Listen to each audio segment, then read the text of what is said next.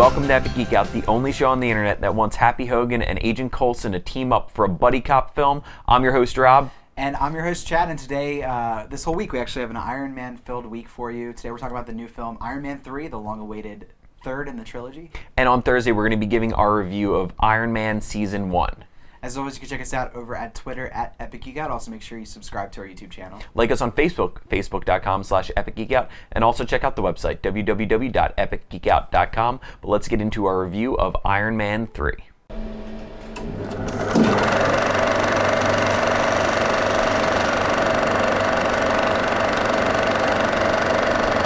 So Iron Man is back. This is his fourth movie. He had 1 and 2 and then the Avengers. So this movie is being directed by Shane Black, who directed Robert Downey Jr. kind of in his breakout, re-breakout role in Kiss Kiss Bang Bang. And he also wrote the script.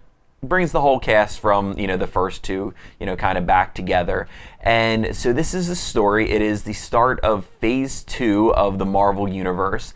And it sees Iron Man going against some villains that we know from the comic book, the Mandarin, others.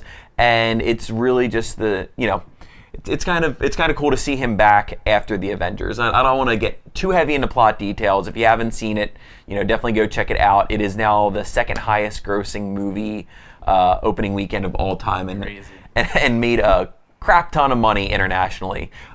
So Chad, what did you think of Iron Man 3? Yeah, first of all, just go see it. Don't read anything about it. I mean, I think, love it or hate it, the things that happen in this movie, the choices that are made will surprise you, and I think that's a good thing. To talk about that just a little now, it completely did surprise me, and to have such a big movie, to keep the secrets still there, I think was great. And right. And we'll try not to spoil anything, but if you're at all worried about that, go see the movie first, and then come back and watch us.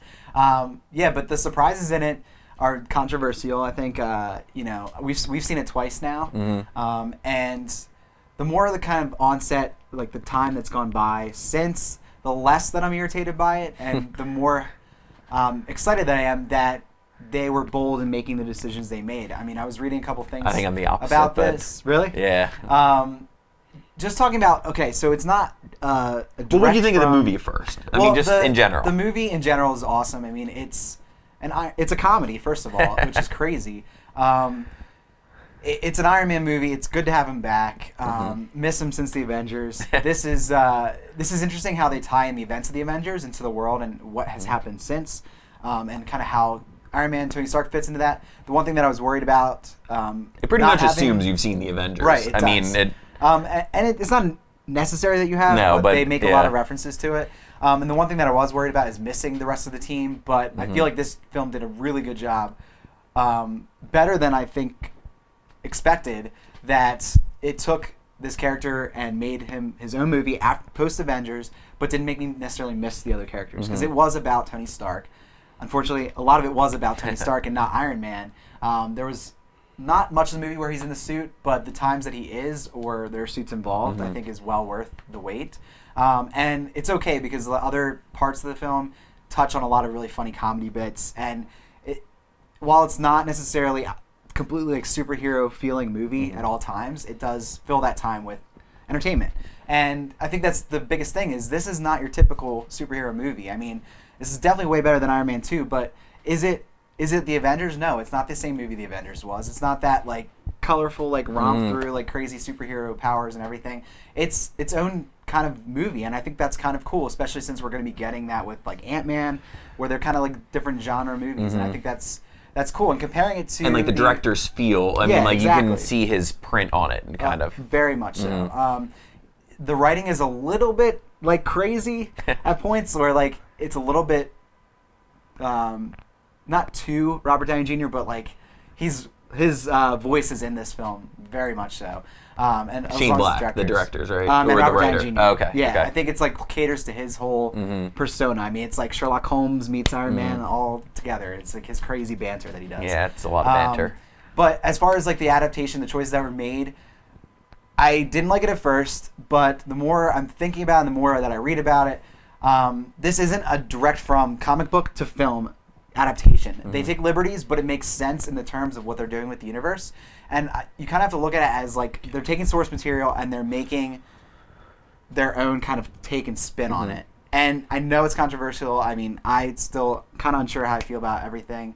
And it's probably confusing if you haven't seen it because it's kind of a spoiler, so we don't want to reveal that. But just some choices were made in terms of the universe in general, not just the main thing that I'm talking about, but the end, where it's kind of bold choices. And it's going to, be felt through the next forthcoming films and, whatever. But they did what they wanted to do, and they're sticking to it. So if they can pull it off, So I think you have to review this movie in two different standards. Just looking at just as a movie, forget the others existed. I guess you gotta have to know the characters going into it to enjoy it a little more. But this is great. I had a great amount of fun. I laughed really hard at different times. There were points that I was completely thrown for a loop, which, like I said before, is rare in a movie of this caliber to be able to do that. I mean, especially second with this highest marketing. Yeah, exactly. Which kind of ties into it as well. So just take this as a movie. I think the action was filmed well. It was really, you saw some creative use of the suits. You saw Tony Stark doing some things not even in the suits. They talked about leading up to this that they wanted to put him back in the cave, like in the first movie, and have him be alone and try to figure this stuff out for himself, which, they kind of had, and they had some like kind of James Bondy like elements to it, and I really enjoyed it, and I loved it as a movie. And now the second way to review this is, how does this fit into the expansive universe that Marvel has set? Iron Man is a character that we've spent time with now more than any other character. Like Thor, he's getting his sequel. Captain America's getting his sequel, only a second movie. We've now had 3, movies. Totally, the reins switched from Jon Favreau, who does star in it, which might have been awkward on set. He's no longer directing it, and it's like a reboot of the franchise with just the same people. This movie just feels like a standalone comic of like characters but taken in such a different voice and direction. It doesn't seem to have any points that can affect the universe as like the other movies did. Like, again, I don't want to spoil anything, but I have a feeling that this is, of course the events in this are going to be referenced in other movies. The ending portion and, the Avengers 2. So it's really interesting. It's a Marvel movie, so you stay till the credits are completely done.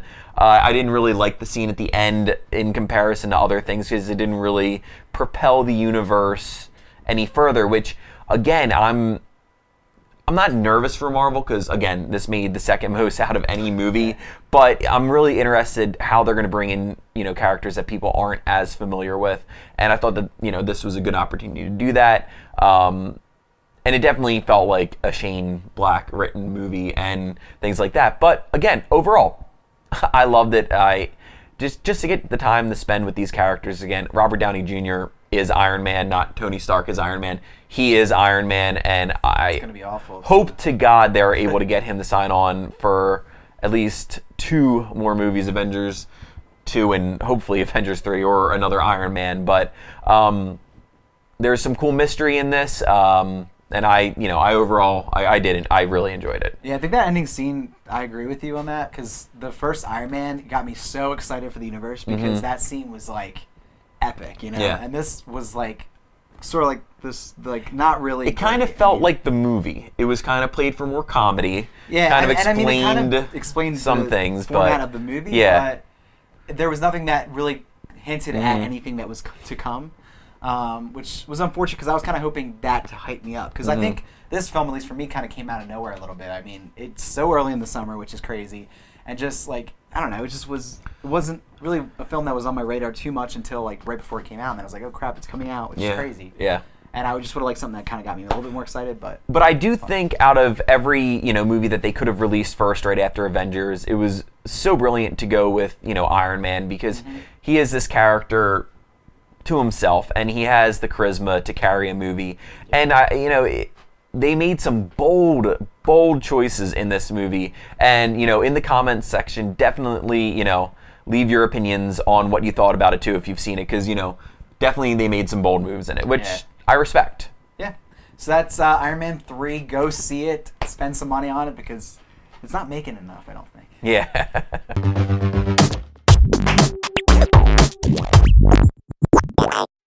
So it's that time of the episode where we like to give our thanks. Chad, what are you thankful for today? I had this weird moment this weekend where I got to finally catch up on some films that I hadn't been able to see. A little ashamed of them. Not ones that I would go out to see, but I watched them. I'm going to admit it on the show. I got to see Mr. Popper's Penguins this weekend. I'm a huge fan of that book. When I was a kid, I read it, and I really wanted to see it. I like Jim Carrey. I remember when you saw the previews. Yeah, I was excited. I'm going to go see that. Didn't get a chance to go see it in the theater, but it's on I think HBO right now, so I got a chance to catch it. And actually, Clark Gregg, Agent Coulson, is in it, which is awesome. I actually thought that the CG of the penguins wasn't too bad. I mean, it's getting to that point where it actually looks real, so that's cool. It was funny. It wasn't great, but I love those kind of movies where you can just watch them and not It's like care, childhood. It's not have to think about them.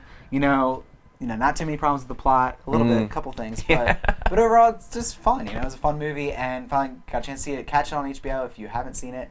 Not ashamed to admit it. Mr. Popper's Penguins. So I'm going to thank someone that's pretty much the exact opposite of Mr. Popper's Penguins. Mark Maron, who I've thanked before for his WTF podcast, which is great, and anyone should definitely check out. I mean, he gives a great interview. It's real. It feels authentic. He has a new show that is on IFC, aptly titled Maron, and it's kind of in the vein of Louis. It feels a lot like that, and it's his life taken to the next level. And the first episode and second episode, I think, are available on demand, at least through Comcast right now. The first episode has him tracking down an internet troll. And awesome. It's based off of a true story where he didn't find the person in real life, but he communicated with them for over a year, back and forth. And so, it's in the episode, he actually finds the person and confronts them. And it's great. It's good comedy because it feels realistic, and I mean, he's not afraid to put himself out there. Also, he has a new book. If you're interested, check that out. Order it through Amazon or whatever. But definitely check out the show. It's good. It's a well done comedy. So you're dying to do that, aren't you? What? Track down the trolls. I love it. Wouldn't want to, but. We're going to be back on Thursday. We're talking about some more Iron Man for you. We got Iron Man Season 1, the comic graphic novel. So make sure you check back for that. But thanks for watching this episode, and we'll see you next time.